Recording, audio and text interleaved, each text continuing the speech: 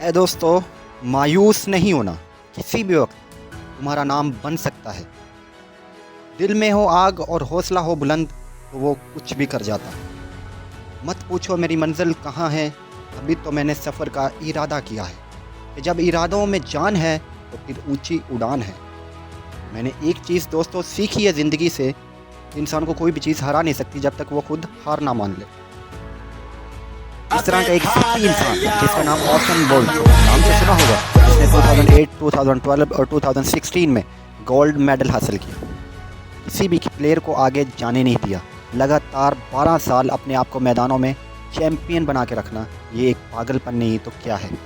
ایک جذبہ، لگن، کچھ کر جانے کا ٹارگٹ تھا، وہ کر کے دکھایا آسن بولٹ نے۔ حیران کن بات یہ ہے کہ اولمپکس کے میدانوں میں 4 منٹ سے زیادہ نہیں بھاگا آسن بولٹ، مگر اس نے یہ 4 منٹ کی دوڑ کے لیے پچھلے 20 سال اپنے آپ کو تیار کیا۔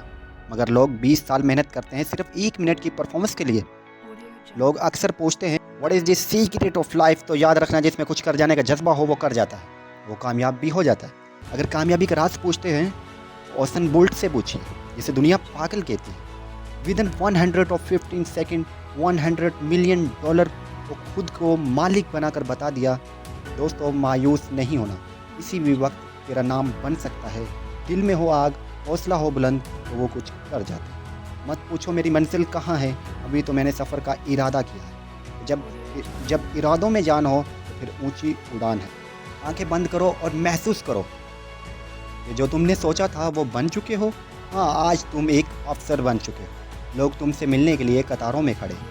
محسوس کرو یہ سفر ضروری ہے مگر ناممکن نہیں۔ سفر میں طوفانوں کے سامنے ڈٹنا پڑے گا۔ ہاں، اگر اپنی جیت کو خوشی میں محسوس کرنا چاہتے ہو تو پھر غموں کے بادلوں کے سامنا کرنا پڑے گا اور نہ پڑے گا۔ اگر اس ویڈیو نے آپ کے دل میں آگ نہ لگائی نا تو ڈس لائک مار کے چلا جانا، اور اگر اس آگ لگی تو پلیز سبسکرائب کر دینا۔ میں ہوں MS قصوری، بائے بائے۔